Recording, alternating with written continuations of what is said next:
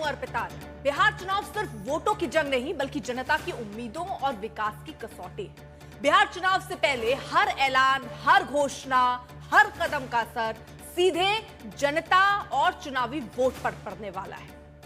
Debate के सबसे प्रमाणित और लोकतांत्रिक नंबर 1 शो दंगल में आज हम इसी मुद्दे पर बात करेंगे। प्रधानमंत्री मोदी के एक मास्टर स्ट्रोक ने बिहार के सियासत को रंग को और गहरा कर दिया है। जीएसटी सुधार को लेकर एक तरफ जहां दिल्ली में प्रधानमंत्री मोदी को बीजेपी सम्मानित कर रही है, वहीं बिहार में संदेश साफ जा रहा है कि आने वाले दिवाली और दशहरा खास होने वाला है। जब त्योहारों पर जीएसटी का असर दिखने लगेगा, लोगों की थैली और थाली दोनों में चमक दिखेगी, तो वोटों का समीकरण बदलेगा।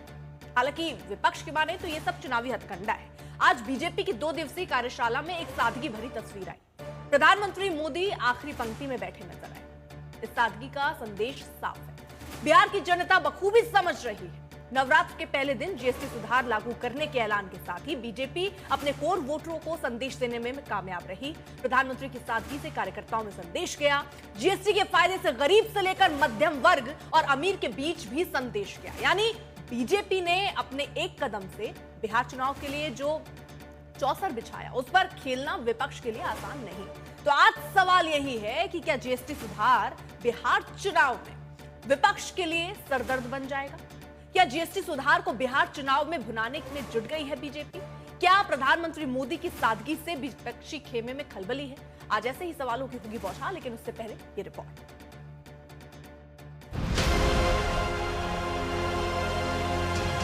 जिनके हाथों में देश की कमान है, जो 140 करोड़ भारतीयों का करते हैं प्रतिनिधित्व, उनकी सादगी बेमिसाल है। फ्रंट फुट से देश की अगुवाई करने वाले प्रधानमंत्री बीजेपी की 2 दिवसीय वर्कशॉप में आखिरी पंक्ति में बैठे हैं। यही पीएम मोदी की सादगी है। उनका अंदाज है बीजेपी के आम सांसदों के बीच आम सांसद बनकर बैठे, ना कोई तामझाम, ना कोई दिखावा। दिल्ली में आयोजित इस वर्कशॉप में पीएम मोदी का अभिनंदन हो रहा है, उनका स्वागत हो रहा है।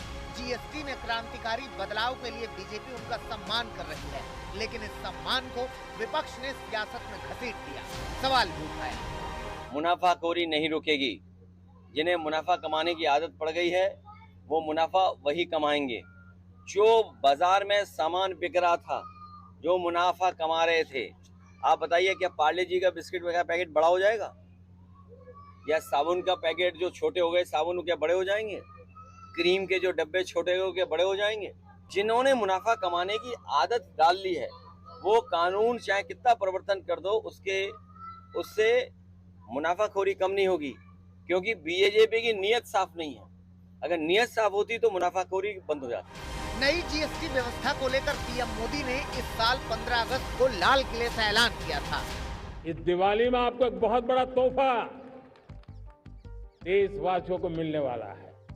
हम नेक्स्ट जनरेशन जीएसटी रिफॉर्म्स लेकर के आ रहे हैं। ये दिवाली के अंदर सामान्य मानवीय की जरूरतों के टैक्स भारी मात्रा में कम कर दिए जाएंगे।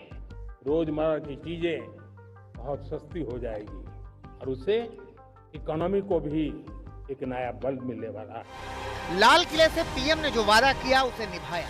गरीब को राहत मिली, आम आदमी की थैली का वजन बढ़ा, कारोबारी को अपने कारोबार के विस्तार का नया ठिकाना मिला। साथियों, कांग्रेस की सरकार ने कैसे आपका मंथली बजट बढ़ाया हुआ था, ये कोई भूल नहीं सकता है। टूथपेस्ट, साबुन, हेयर ऑयल, इन पर 27% टैक्स।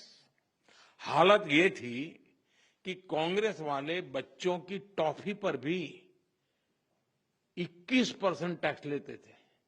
मीडिया के कुछ साथी इसको जीएसटी 2.0 के रूप में कह रहे हैं, लेकिन असल में ये देश के लिए सपोर्ट और ग्रोथ की डबल डोज है।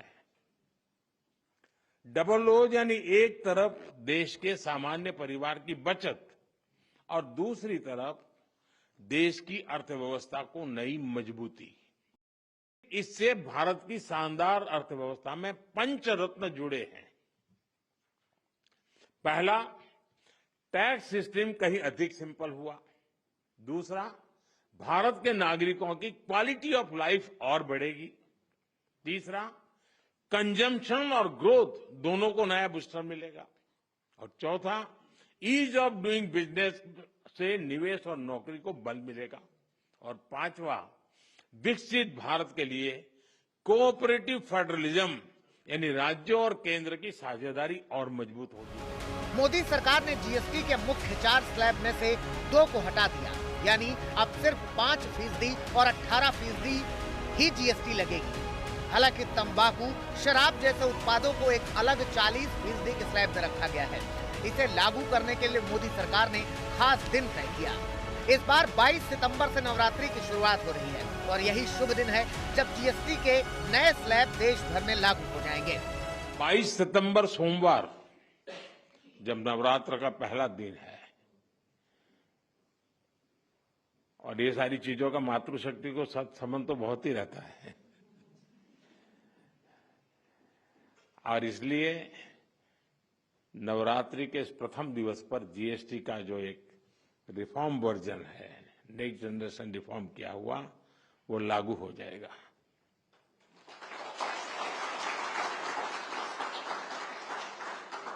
यानी नवरात्रि से ही देश के करोड़ों परिवार की जो जरूरतें हैं वो और अधिक सस्ती मिलनी शुरू हो जाएगी। पीएम मोदी के इस कदम में विपक्ष को सियासी चाल नजर आती है। विपक्ष जीएसटी की टाइमिंग को लेकर सवाल उठाते हुए बिहार चुनाव से जोड़ रहा है।